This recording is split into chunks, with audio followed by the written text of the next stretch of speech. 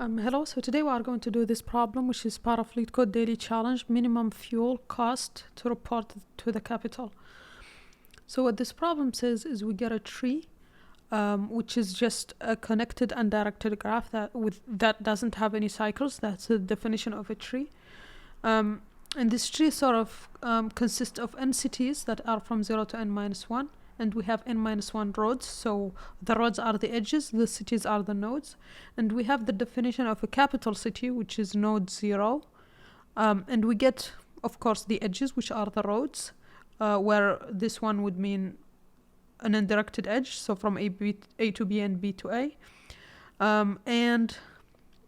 We want them to meet. We want all cities or all the representative of these cities to meet in the capital, which is node 0. So we want all the nodes to go to node 0. But there is just one caveat, is that we have a car in each city, and each car has a number of seats, right?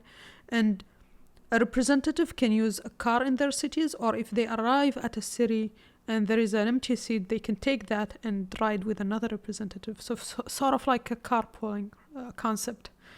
And the cost of using one car to go from one node to another node, so to traverse one road, is 1 liter of fuel, right? And so the problem asks us to return the minimum number of liters of fuels we can use for all the representatives from all cities to reach the capital, right? So if we take a look, for example, here, this one, well, 3 needs to go to the capital, so just one car here. 1 needs to go here, so 1. 2 needs to go here, so 1. So overall 3. In this specific example, there are no 2 that have the chance to take the same car, so that's a little bit not ideal. But if we take a look at this example, this one 2 goes to 3 first, right? But now at 3, node 3, there is the representative of this city, and there is the representative of this one. And since the number of seats is 2, they can take the same car to here, right? And so here we just have one car that goes here, okay? And then now you have this representative, and this one at this node. So you have 3 representatives. And since you have only 2 seats per car, you have to take 2 cars here, because you have 3, so 2 take one car, and then the other one doesn't have a place anymore, so he takes the second car. So now they arrive at the capital. So I hope this clarifies the concept. So how do we solve it? Let's use this second example that we have here. And with DFS, just one thing to mention with DFS, the way it works is you go to nodes, right? So you start out from one node, let's say this maybe is 0, right? And then the way it works is that you keep going down, you don't calculate anything until you reach here. You start going up. So for example, here you may return a value of 1, here you may return a value of 2. Now this one maybe takes the sum, so now you have 2 here. This one says there are 3 nodes here. Let's say for each subtree we just calculate the count of nodes. So you can see we go all the way down, and then each subtree reports some information to its parent, right? And this one reports maybe another information. We have 4, this one reports 4, and then this one says 1, right? So you can see, and then even though we started DFS call at 0, right?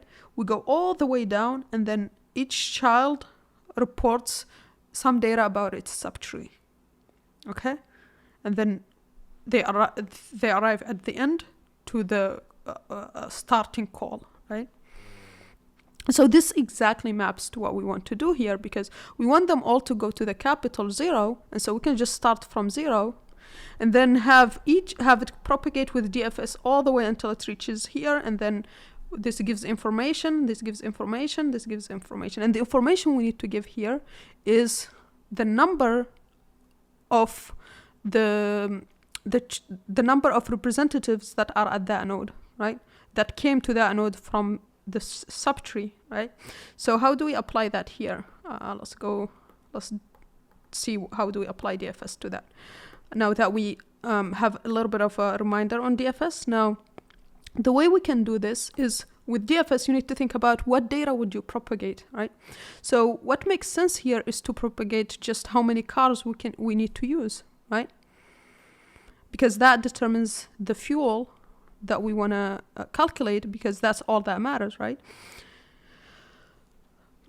So for example, let's say we start our DFS, of course, from 0. We'll create our graph, right? Because we get a list of nodes, roads like this. So our graph for A would say A connected to B and B connected to A, right? This would be the map. So that's just something aside to construct the graph. But for our BFS here, we start from 0. And then we go all the way down to here. And this one says to its parent, I need just one car. Let's say, so for this example, seat is equal to 2. Since it's just one node, right? It says to its parent, I just need one fuel. So this would be fuel. And so basically, let's say this would be fuel, and this would be the number of representative, right? Okay. And now when we are here, there is a representative of 6 and a representative of 4. So here, the reps are 2. But how many cars do we need with 2 reps? We have 2 seats, so we need just 1 car. So here we propagate that we need just 1 car. So we need just 1 fuel. Okay? And then similarly here with 5, there is just 1 rep, right? And so we need just 1 car, we need just 1 fuel. And now we reach 0. We don't need to do anything, but 0 also traverses all the neighbors. So we also traverse this side, right? Until we reach the leaf node. Now the rep is 1, so we need just 1 car, 1 fuel, right? But when you arrive here, now we have the representative of 2 and 3, so we have 2 here. But for 2, we just need 1 car. How do we calculate that, by the way? So we just take the number of representative, right, and divide it by seats. But the problem is, let's say for just 1, if we divide 1 by 2, if we just leave it like that, it's going to be 0.5, and we may end up, if we just do integer division, like maybe something like this, we'll get 0. But what we want is, you can't break a person, right? So if you have like, let's say for example, 3 people, right? So 3 divided by 2, that's going to be something like 1 point something. But what you want is, you want 2 to be in the car, and then another one to take a second car. So we want to round up. And so we can use just ceiling for 3, 2, and here use ceiling for 0.5. So this will give us 1, and this will give us 2. So that's just one caveat, is that we'll use ceiling here. Now once we do that, what happens is that, okay, so let's go back to this here. So now the representative here are 2. And so we just need 1 car because seats are 2. So here we say that we need 1 fuel. And now here we have a representative of 2, of 3, and of this one. How do we obtain this, by the way? Well, we can just use from the children of 3, which is just of 1, which is just 3. We just take them and then add ourselves, which is 1. And so here we have 3 because we added 2 plus 1. Okay, so now 3, how many seats do we need? How many cars do we need? Well, we need 3 divided by 2. We take the ceiling, so we need 2 cars. So we need fuel 2. Okay, so you can see with this with this information, we are able to tell exactly each time how many fuel we need, right? But how do we take this? How do we take the sum of all of the fuels that we needed to get to 0? Well, what we can do is in our DFS, so our DFS function can return just the number of representatives, right? It can just return this to the parent because we need that to add out, the parent needs that to add itself to it, right? So let's say we have some parents like this is a subtree, this is a subtree, and let's say there are, this one needs 2 cars and this one needs 3 cars. We need to know about this here because we know already we need 5 cars for all of those to go to 0. Let's say 0 is here. But we also need to add ourselves. Let's say those 5 cars were full, then now we know we need 6 cars, right? And so we need to propagate the total number of representative to the parent. But for the fuels, right, what we can do instead, what we can do in addition to this, because we incur the cost from 6 to 4, we need that to count that fuel amount, right? but then we also need to count the fuel amount needed to take both 6 and 4 to 0, right? And so for each DFS call, we need to count the fuel that got from that node to the parent each time. And so that means we need a global variable to actually sum that up. So we need, let's say, call it solve_res. And on each DFS call, we just need to add the fuel that we need, okay? And so in this case here, if we do that for 6 to 4, that's going to be 1. And then this we won't do it at the end for all of them. This we will do it at each DFS call, but just to make sure this is clear. So here we need 1. We needed 1 for this one, and then 1 for this one here. And here we needed 2. This is coming here, by the way. And so let's start actually from here. So we need 1. And then here we need 1 fuel, and then here we needed 2. So overall, this is 2, 2, 3. So overall is 7, and that's the right answer. Okay. Now you might say, why?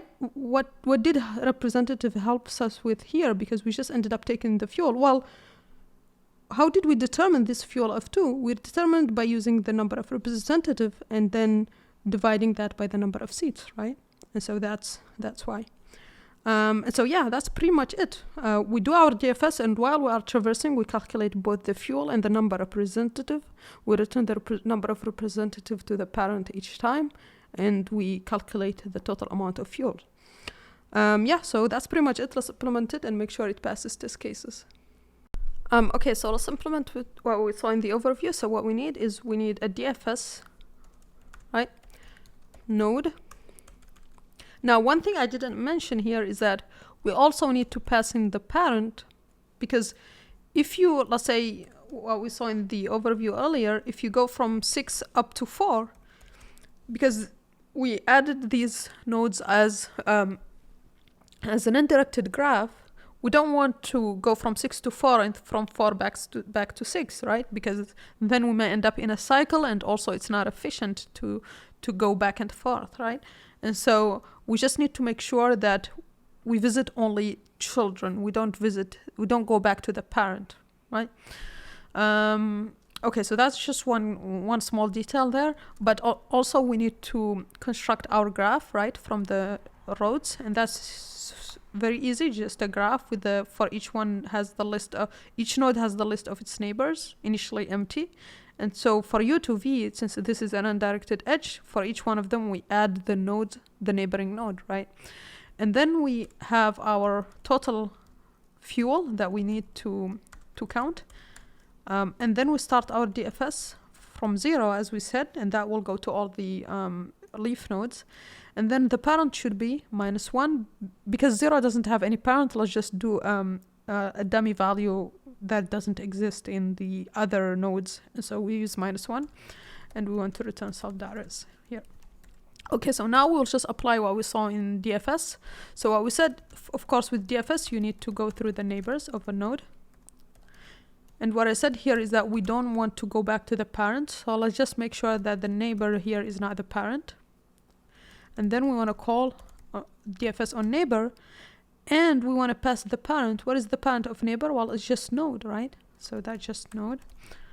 And now we want to, we said that each node will return back to the parent the number of representatives, right? So this is the number of representative at that node.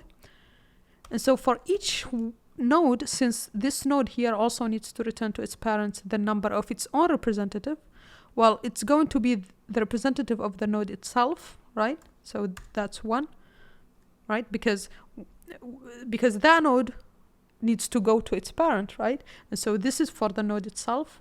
And then we need to add all the children of it. And so, which are these representatives. And so count is going to add that. And the other thing here we said is that each time we do the call to DFS, we need to update the fuel amount, right? The fuel amount for these reps to reach the node, right? And so to do that, well, this is going to be just, as we said, it's the total count, right, here, divided by the number of seats. This gives us the number of cars, and the number of cars is the number of fuels. And we said we want to take ceiling. We already explained why. Now, one thing is that we only want to calculate the fuel if we haven't reached 0 yet. If we reach 0, we are done. We don't want to do anything. And so we only do this if we did not reach 0 yet, right? And then at the end, we said that each node returns to its parent the number of representatives at that node, right? And the number of representatives is just this count because it's the total number of children plus the node itself, right? And so it's going to be count. And that should be it. And this is, let's just do math.ceil, make sure this is working properly. And that should be it. So yeah, this is actually fuel here. And if we run this, submit.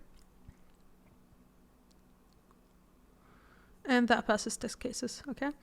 Yeah, so I think this is a pretty good application of DFS. What's special here is it has both returning a node to the parent, but also doing this calculation here for each edge. Yeah, so that's pretty much it, I think, for this problem. Please like and subscribe, and see you on the next one. Bye.